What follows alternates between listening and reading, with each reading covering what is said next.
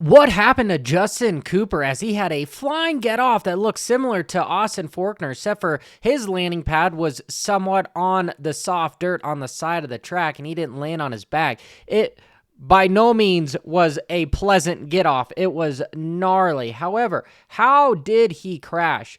In my perception is he comes off this next jump looking fluid. He downsides, he picks a rut that he's going to go to, and he just hits a rut that has not as much of a lip. It's rolled down because of how many bikes have been on there and just the soft dirt because of the rain the day before for press day, and he just doesn't get quite enough lift because, judging by his body positioning, he was scrubbing this step over tabletop, and then he was going to plan on scrubbing the next jump. He comes off sideways, boom, and now he's going, uh-oh, I don't have enough lift. So he's going to lean back to try to get that front wheel to get as high as possible so that he doesn't case it with his front wheel. And he ends up doing just that. Boom. And it just takes his hands right off. He missed it by inches.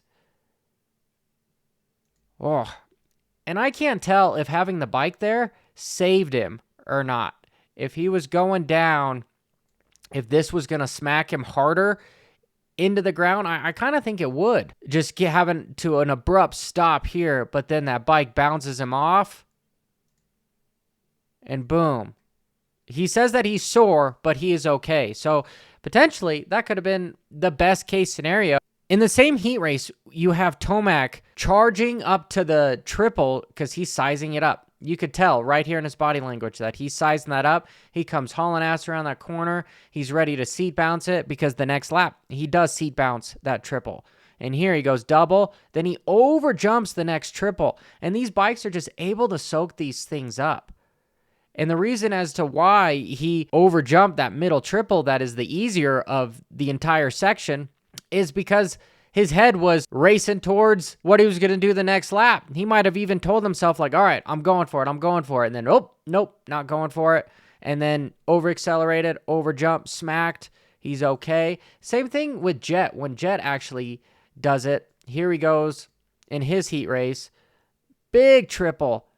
Another triple. And where Tomac cased it when he jumped it, Jett does the opposite and goes long and lands in the deep hole. And that bike just soaks it up. Here, I need to zoom in on this so that we can go slower. Just lands right at the bottom. Almost on the face. And that bike just soaks that sucker up. Foot pegs to the ground. Boom, no kick. Just rode like that was supposed to happen. That's why these riders are so good. Here, let's watch that again. Besides the start that messed Tomac up, it was actually his crash on lap 1. And what happened? Well, it was his foot. He comes in there hard. His foot drags. And then the foot takes him down.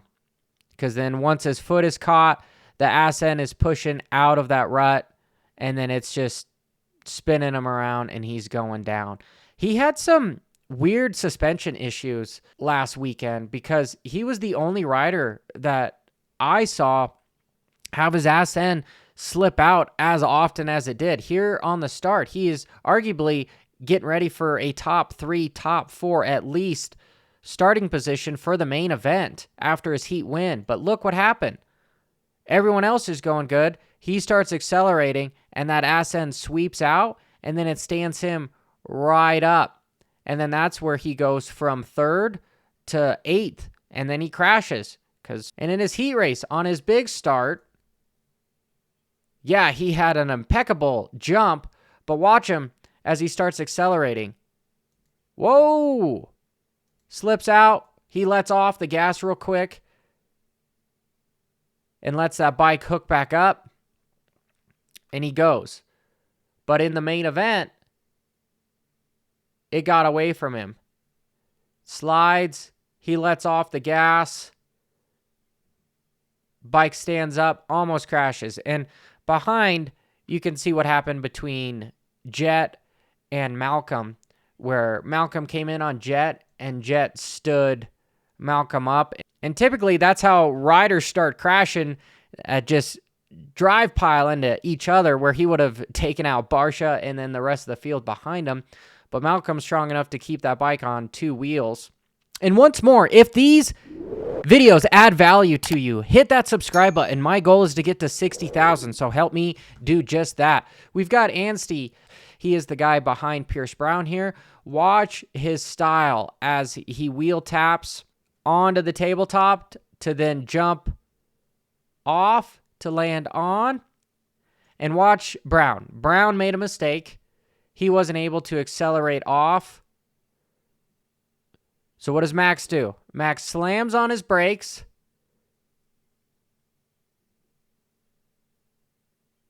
And ends up going off the track. But that was caused because he wasn't trying to kill Pierce Brown in front of him. We went over the mistakes for round 13. Make sure you stay tuned for tomorrow's news show. Till next time, keep it WFO. Ba-ra-da-da-da-da.